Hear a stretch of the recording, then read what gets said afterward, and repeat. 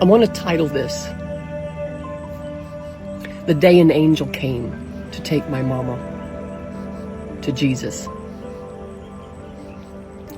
It was September 11th. My sister called and said, I don't think it's going to be long. I think you need to come and say goodbye to Mama. It was 9 o'clock that morning. That evening I got a flight out. I arrived at my mama's, or my mama was staying at my sister's house at 9:30 a.m.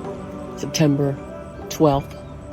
She recognized me, but she was very unresponsive, couldn't really talk much.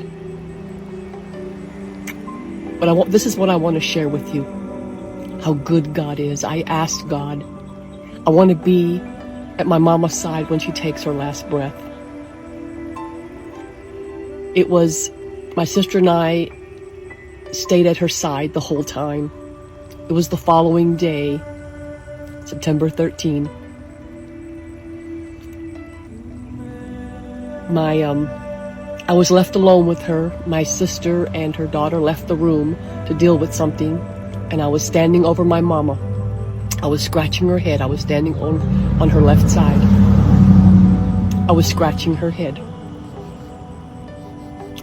Now, before I tell you this next, I have to tell you this. The whole time, for 2 days now, almost 2 days, we sat by her side. She never moved her head. She never moved her legs. She moved a little bit her hands, but that's it. The whole time. All of a sudden,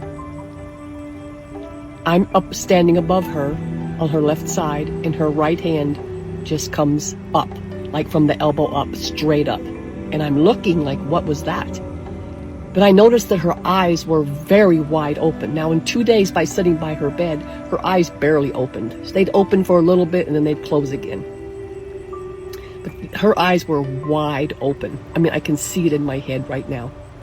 And then all of a sudden, she turned her head to the right. She had not turned her head or moved her head in 2 days. That was the moment an angel came to take my mama to Jesus. God revealed that to me. She saw the angel. He reached for her.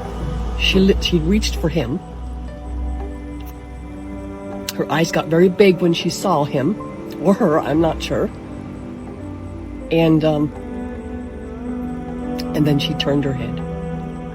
And at that moment, she stopped breathing. At that moment, her spirit left her, and she went to be with Jesus. I thought this would encourage someone out there. God loves you. God answers your prayers. And God can comfort you like no one can comfort you.